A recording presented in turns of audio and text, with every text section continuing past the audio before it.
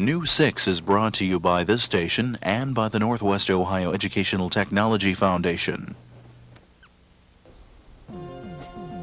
This week on News 6, we'll meet a promising cartoonist. We'll see how computers have taken over Lakota East Elementary. And we'll see how certain colors can make you look more attractive.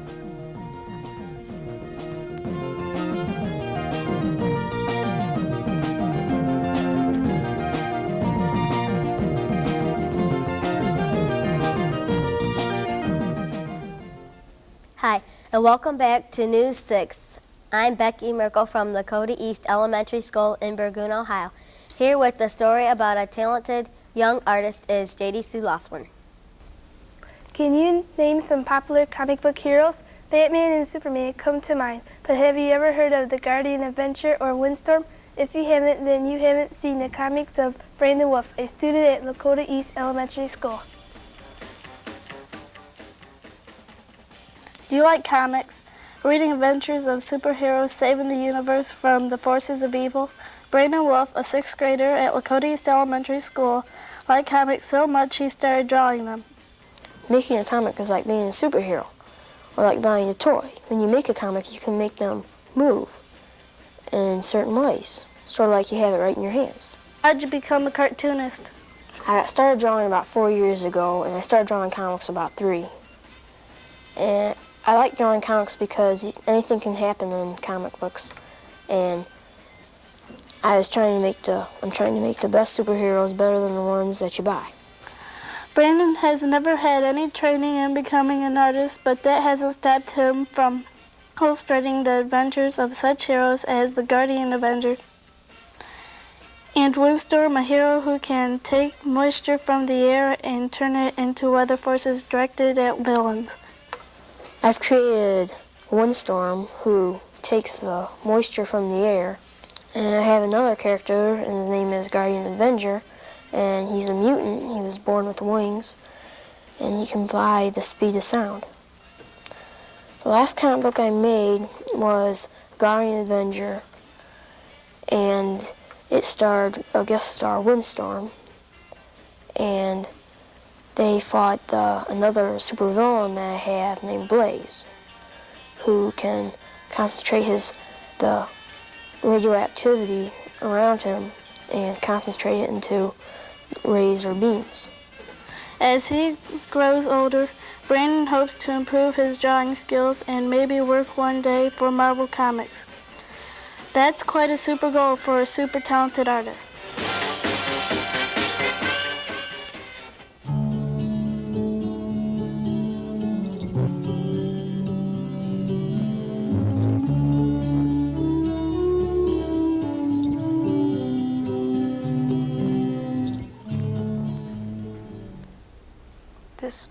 This week's show is produced by Betty Turnell's 6th grade class from Lakota East Elementary School in Burgoon, Ohio.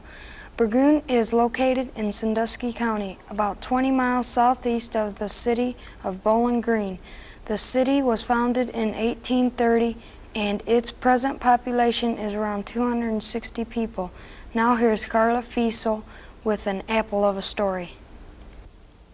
If you had predicted 20 years ago that computers would dominate the world of technology, most people would have probably laughed at you. But computers have quickly become a dominant force in our schools and homes, and Lakota East Elementary is using this new technology to broaden its students' learning abilities.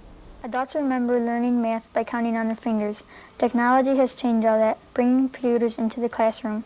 With profits obtained by the Ohio Lottery, East Elementary has purchased 9 Apple computers.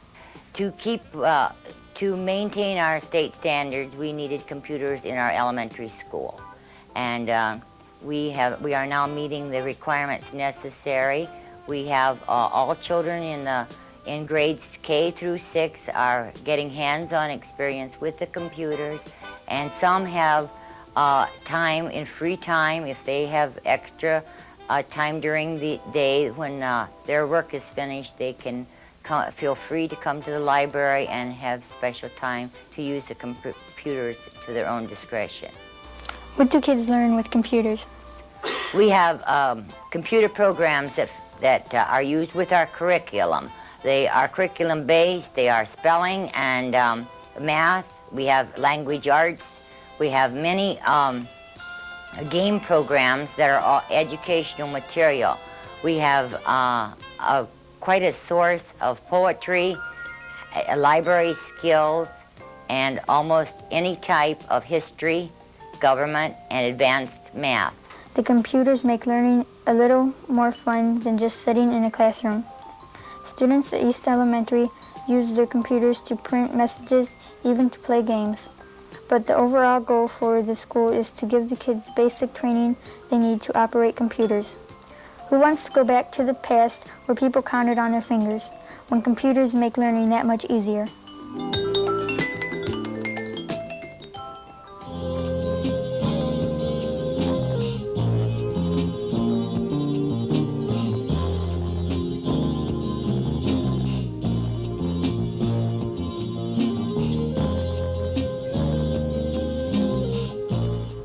Now it's time for Kids View, a weekly feature in which kids get to say what is on their minds. This week's question is, if you had one wish, what would you wish for? And it was submitted by Jason Harmon, Greg Huffman, and Rachel Murray. Here's what you had to say. If I had one wish, I'd wish for 1,000,000 more wishes. If I had one wish, I'd wish to be B-Man on Misfits of Science. I wish to move to Florida. If I had one wish, I'd wish for $1 million. If I had one wish, I'd wish for a Lamborghini. I wish for a mansion over my head. If I had one wish, I would wish to go to New Orleans. If I had one wish, I would wish for a 750 Harley. If I had one wish, I'd wish to be on the Chicago Bears. I wish for everything in the world. I'd wish to be a race car driver. I wish to be Hulk Hogan. Color analysis is a new and exciting way to determine the colors that look best on a person. Yvonne Riffle, a licensed color consultant, showed News 6 how colors can help brighten a person's appearance. Yvonne Riffle is a first grade teacher at East Elementary, but she is also a licensed color consultant. Yvonne is trained to determine the colors that look best on a person. Every person has a predominant blue tone or golden tone determined by hair color, eye color, and skin tone. Yvonne examines the hair, eyes, and skin of a person, and it helps them tell what colors are best for them to wear. Yvonne then goes through a process called draping, where different color fabric is placed below the face to help Yvonne in her analysis. Okay, winter colors are coming from your left, Jenny.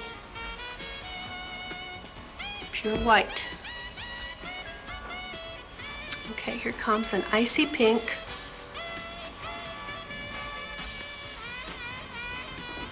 And a powdered pink. A lot of the summer colors will have the name powder to them. Jenny looks good in both of these pinks. Okay, here comes magenta.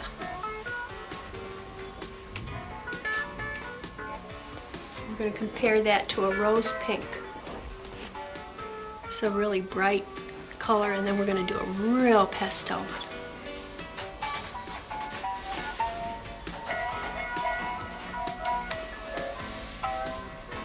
Why should somebody go through color analysis?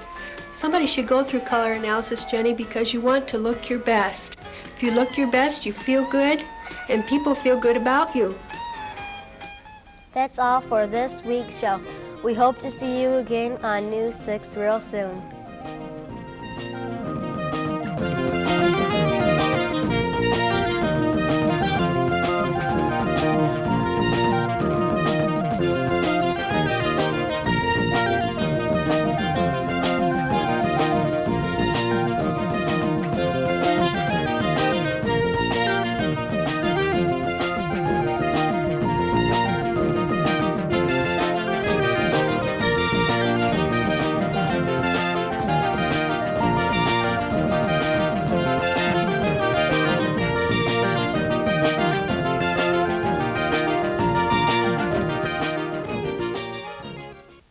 News 6 is brought to you by this station and by the Northwest Ohio Educational Technology Foundation.